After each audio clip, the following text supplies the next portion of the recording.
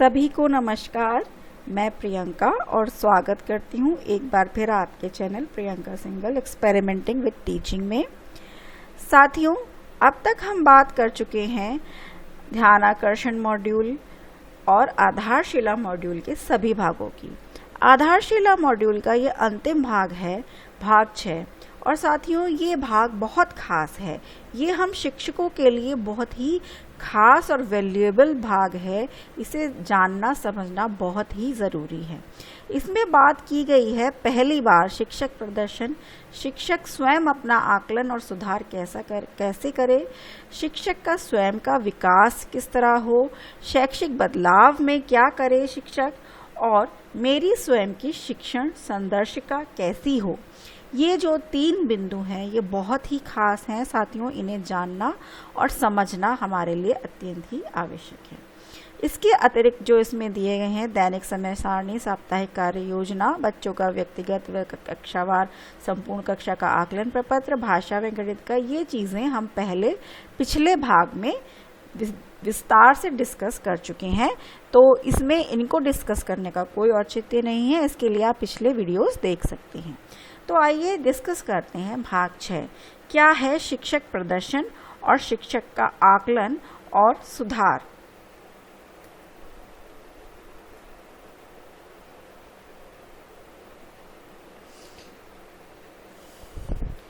तो साथियों, जब भी शिक्षक कार्य करता है, शिक्षक कुछ उद्देश्य को लेकर, लर्निंग आउटकम्स को लेकर कार्य करता है, और शिक्षक का उद्देश्य यही होता है कि वो लर्निंग आउटकम्स की प्राप्ति हो जाए, उसके बच्चों में व बिहेवियर में परिवर्तन दिखने लगे। परंतु ऐसा करते समय जब कहीं अड़चन आती है, ऐसा नहीं हो पाता है, तो शिक्षक हमेशा ही स्वयं का अवलोकन यानी स्वयं का आकलन करता रहता है कि क्या कमी रह गई है जो उसका उद्देश्य अभी तक पूरा नहीं हो पा रहा है। तो इस भाग में यही बताया गया है कि किस तरीके से शिक्षक अपने स्वयं का आकलन कर सकता है। कुछ खास बिंदु विकसित किए गए हैं, कुछ खास सूचक विकसित किए गए हैं जिन पर 4 ग्रेड्स दिए गए हैं, जिनके आधार पर शिक्षक अपना स्वयं का आकलन बहुत आसानी से कर सकता है। तो साथियों, ये जो शिक्षक सूचक विकसित किए गए हैं प्रदर्शन के, ये कुछ मूलभूत प्रक्रियाओं को ध्यान में रखकर विकसित किए गए हैं। क्योंकि शिक्षण की कुछ मूलभूत प्रक्रियाएं यानी आधारभूत बेसिक प्रोसेस ऐसी होती है जिनको देखकर हम ये बता सकते हैं कि हाँ, ये शिक्षण जो है ये प्रभावशाली हो रहा है, सही दिशा में हो रहा है या नहीं। ये जो सूचक विकसित किए गए हैं, इनको 4 श्रेणियां दी गई हैं, A से लेकर D तक। तो ऑब्वियस सी बात है, A श्रेणी ही हमारी उच्च श्रेणी होगी। शिक्षण विधि के 3 प्रमुख पहलुओं पर सूचक बनाए गए हैं। देखते हैं ये क्या है। पहला, सहज संबंध एवं आकर्षक माहौल। गतिविधि आधारित शिक्षण की ओर प्रारंभिक कदम, सीखना सुनिश्चित करने की पहल। ये 3 प्रमुख पहलू हैं जिनके आधार पर ये प्रदर्शन मानक बनाए गए हैं। तो आइए देखते हैं। सूचक प्रारंभिक स्तर के हैं। इस मॉड्यूल में अभी प्रारंभिक स्तर के सूचक बनाए गए हैं। आगे भी सूचकों का विकास हो रहा है, परंतु यहाँ हमें इन सूचकों से अपने बदलाव की प्रक्रिया आरंभ करनी है। सूचक में 4 ग्रेड हैं, A, B, C, D। B grade को अपेक्षित माना गया है, लेकिन लक्ष्य हमारा होना चाहिए A ग्रेड तक पहुँचना।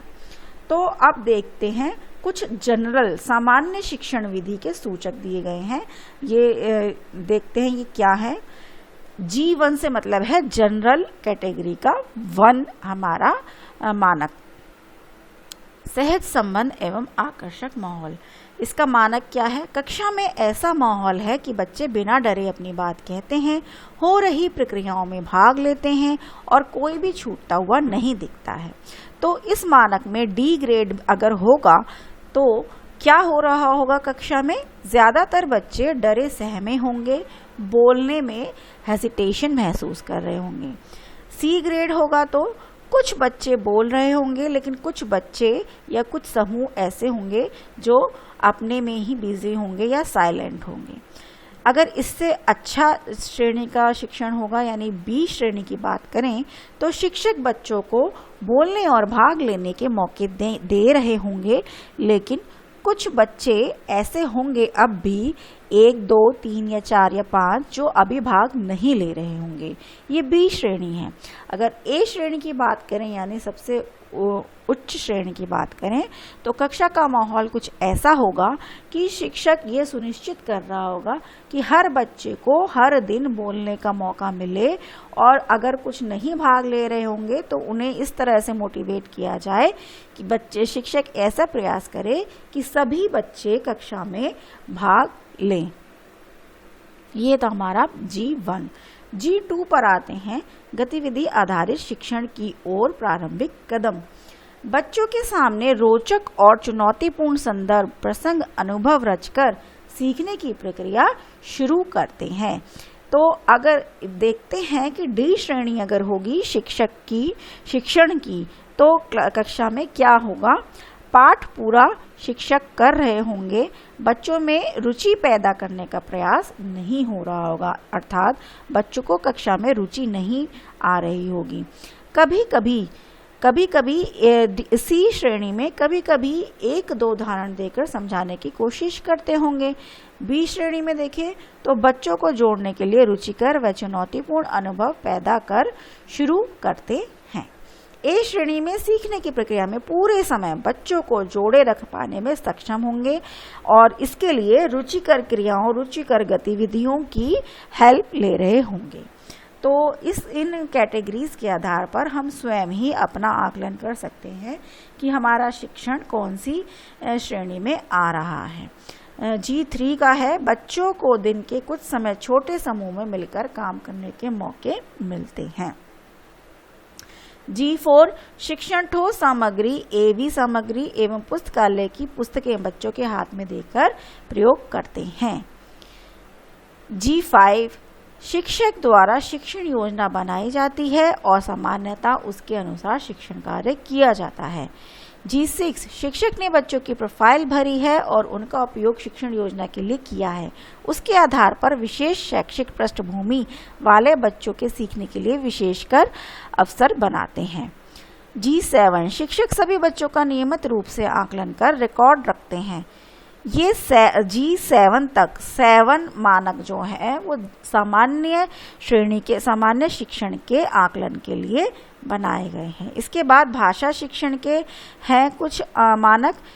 L1 से लैंग्वेज का फर्स्ट मानक, शिक्षक बच्चों को अभिव्यक्ति के मौके देते हैं, वार्तालाप करते हैं, जरूरत पड़े तो उनकी कई बातों को ब्लैक बोर्ड पर लिखकर उसे पढ़ना सिखाने के लिए प्रेरित करते हैं। L2 है हमारा, शिक्षक बच्चों को पठित सामग्री पाठ से संपर्क कराने के पहले उसका संदर्भ रचते हैं और संकेतों के सहारे पहले स्वयं से उसे भेदने के मौके देते हैं। L3 बच्चों को पुस्तकालय से पुस्तकें एक्शन सहित पढ़कर सुनाते हैं, चर्चा करते हैं, फिर स्वयं पढ़ने का मौका देते हैं। L4 बच्चों को चित्र संकेत बनाकर या लिखकर अपनी बात व्यक्त करने के मौके देते हैं। ये हमारे 4 मानक हैं लैंग्वेज के। अब मैथ्स की बात आती है। मैथ में हमारे ये 2 मानक दिए गए हैं। स्थानीय पर्यावरण में वस्तुओं का उपयोग कर गणित को विभिन्न अवधारणाओं को सीखने सिखाने के दौरान किया जाता है। M2 सीखी गई गणित अवधारणाओं और कौशलों का शिक्षक द्वारा बच्चों के वास्तविक जीवन की परिचित अवधारणाओं से संबंध जोड़ा जाता है। इसमें परिवेशीय अध्ययन के भी मानक दिए हैं। E1 यानी एनवायरनमेंट का फर्स्ट मानक, अपने इलाके में परिवेश के विभिन्न घटकों पहलुओं में आपसी संबंधों को समझना। E2 कक्षा में बच्चों को अवलोकन के पर्याप्त मौके हैं और वे अवलोकनों का विश्लेषण करते हुए नतीजे तक पहुंचने की कोशिश करते हैं। ये एनवायरनमेंट के भी 2 हैं। तो एनवायरनमेंट के 2, लैंग्वेज के 4 और मैथ के 2 और जनरल के ये हमारे हुए 7। ये टोटल मानक हैं जिन पर हम स्वयं ही अपनी श्रेणी निर्धारित कर अपना लक्ष्य निर्धारित कर सकते हैं कि हमें कहां से कहां जाना है। ये हुआ हमारा शिक्षक का स्वयं का आकलन। अब है शिक्षक का स्वयं का विकास। तो शैक्षिक बदलाव और स्वयं का विकास की योजना। बदलाव जो होता है वो सिर्फ कहने से नहीं होता है। बदलाव होता है जब हमारे पास बदलाव का ठोस कारण होता है। तो क्या है बदलाव, देखते हैं। एक स्थिति से दूसरी स्थिति को पाना या हासिल करना ही बदलाव है। ये सकारात्मक भी हो सकता है और नकारात्मक भी, क्योंकि कभी कभी हम नकारात्मक दिशा में भी बदलाव की तरफ चले जाते हैं। यहाँ पर लेकिन हम शिक्षा में सिर्फ सकारात्मक बदलावों की चर्चा कर रहे हैं। अब बदलाव को हम कैसे पहचान सकते हैं, तो इसके पहचान के भी कुछ सूचक हैं। कैसे पहचानेंगे? ऐसा कुछ हम हासिल कर लें जो कि हमारे पास पहले नहीं था या जो हम पहले नहीं कर पाते थे। ये किसी भी रूप में हो सकता है, भौतिक, संज्ञानात्मक या सामाजिक, किसी भी रूप में हो सकता है। भौतिक जैसे पहले कंप्यूटर नहीं था, प्रोजेक्टर नहीं था, वो अब हो। शिक्षण प्रक्रिया में आईसीटी का प्रयोग करना हम पहले नहीं जानते थे, अब हम कर पा रहे हैं। और सामाजिक जैसे बच्चों से हम पहले रूडली बात करते थे, अब हम मुस्कुरा कर रहे हैं। हमारे और बच्चों के संबंध अच्छे हैं। ये तीनों स्वरूपों के उदाहरण यहाँ पर मेंशन किए गए हैं। नंबर 2, पहले से जो हमारे पास उपलब्ध चीजें हैं या प्रक्रियाएं हैं, उनमें अगर कोई सुधार है तो वो भी बदलाव ही है। जैसे स्कूल में टूट फूट की मरम्मत होना, पुस्तकालय में पुस्तकों की संख्या का बढ़ जाना, पुस्तकालय रख रखाव और उपयोग में बच्चों की भागीदारी बढ़ना, जो कि पहले बच्चे नहीं कर रहे थे। शिक्षण में बच्चों के दैनिक जीवन की क्रियाओं से जुड़ाव बढ़ना।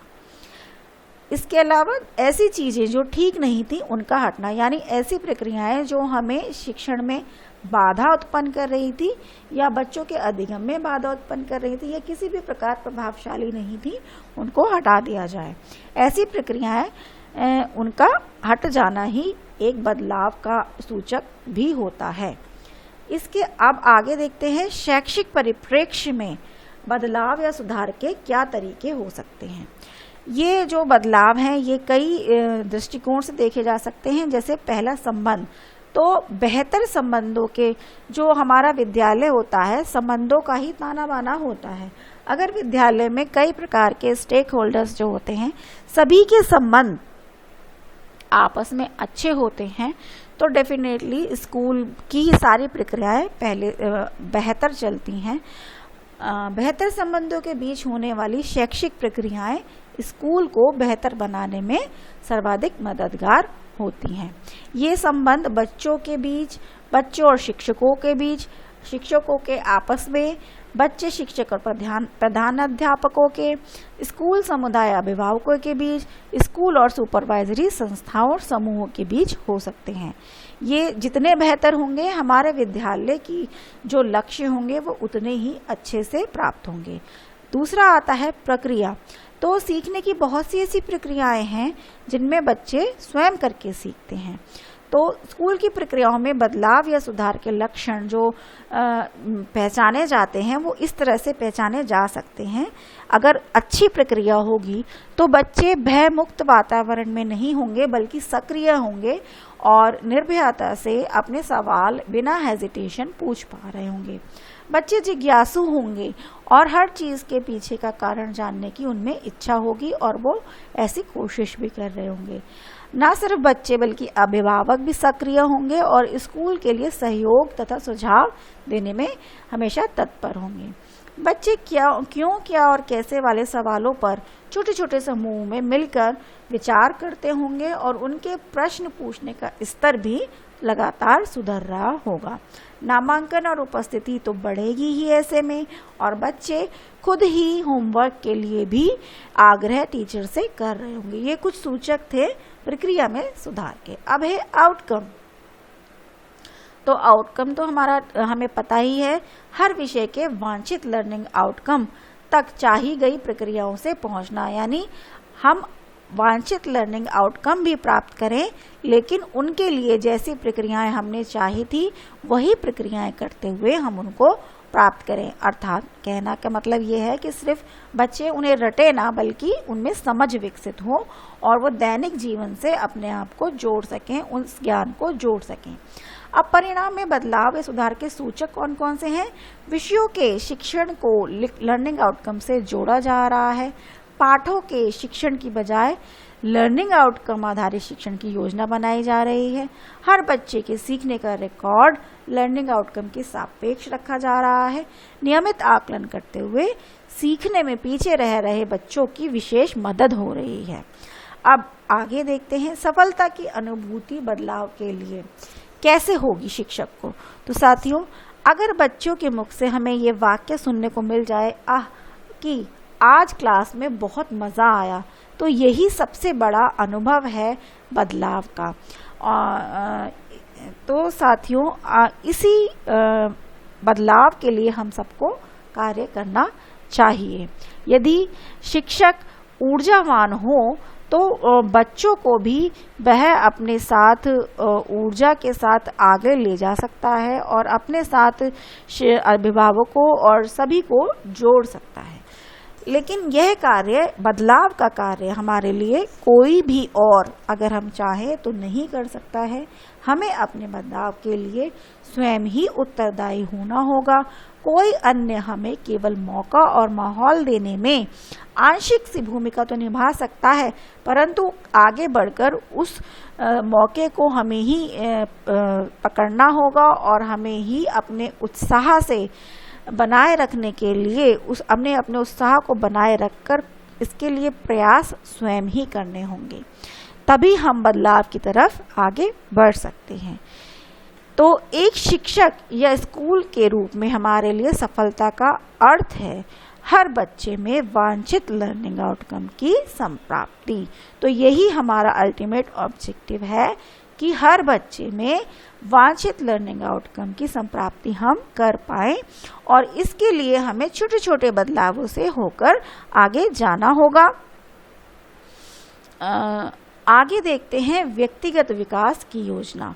व्यक्तिगत विकास, हमें अपने स्वयं का विकास, शिक्षक अपने स्वयं का विकास भी साथ साथ करता रहे, क्योंकि स्वयं का विकास एक ऐसा पहलू है जो हमें जीवन पर्यंत हमें आगे की तरफ ले जाता है। व्यक्ति चाहे किसी भी आयु वर्ग का हो, किसी भी व्यवसाय को हो, उसके सामने कुछ लक्ष्य होते हैं जिन्हें प्राप्त करना उसका स्वभाव होता है।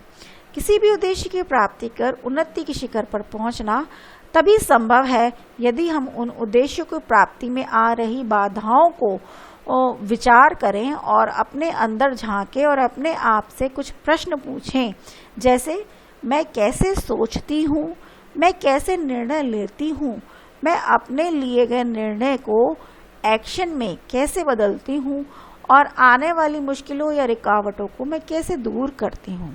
ये कुछ सामान्य से प्रश्न हैं जो हम अपने आप से करें तो हमें स्वयं से ही इनके उत्तर मिलेंगे और जो हमें अपने विकास में सहायक होंगे। इसके अलावा कुछ ऐसे प्रश्न हैं जैसे आज मैंने क्या क्या किया, कौन से तरीके सफल रहे, कौन से तरीके से बच्चों को सीखने में मुश्किल आई, अगले दिन मुझे क्या सुधार करना होगा। ये सारी ऐसी चीजें हैं जो हमें स्वयं के विकास में सहायता करती हैं।